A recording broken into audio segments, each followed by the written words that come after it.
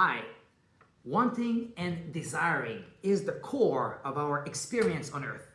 Desire is the force, the engine behind our actions, and it's really what has created civilization. But unfortunately, desire can also be a major obstacle in your inner energetic development and expansion.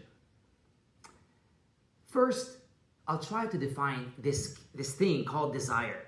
Second, I'll highlight what the problem is with this energetic state. And finally, I'll give you one solution to deal with it energetically. So, what is desire?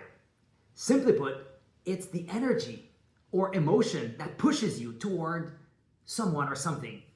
And as I said earlier, it's an inherent part of the human condition because we do need external support in order to survive on this planet, right? And as we're going to see, the only difference between needs and wants is one of degree. Every major system of thought has given us its perspective on this fundamental aspect of who we are as humans. For Buddhism, desire and attachment are at the root of human suffering. But in the West, most people couldn't imagine happiness without desire, right? And this is what psychology tells us. Evolution didn't shape us to reach happiness, but rather to always pursue it because it seems to be the best way to stay alive. And of course, this browsing, searching, and trying to achieve things is rewarded by a good dopamine boost. Now, what's wrong with that? What's the problem with wanting and achieving? Well, the problem is that desire comes from a feeling, a place of lack. You want something because you don't have it, right? And when your attention and energy all go in that wanting, the energy movement here can't be anything else than a contraction. Think about it for a minute.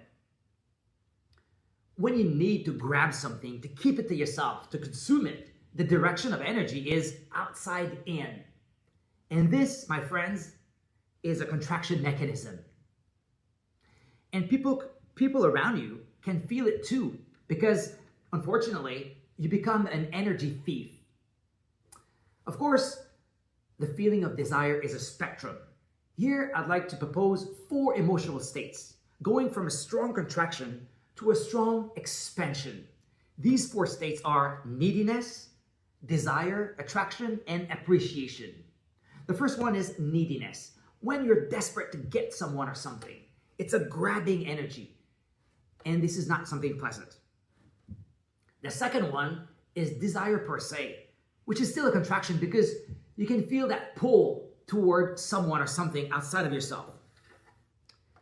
The third one we can call attraction. And this occurs when you start enjoying the inner tension created by that desire within you.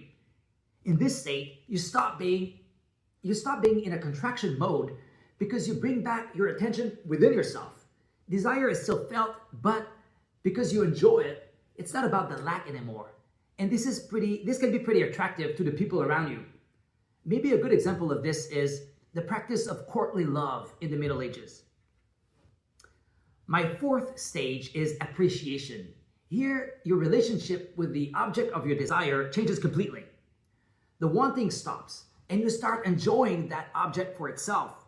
And of course, when you enter a state of appreciation or aesthetic enjoyment, your energy can't help but expand. Before closing, let's see how you can turn the contractive energy of desire into an expansion of energy.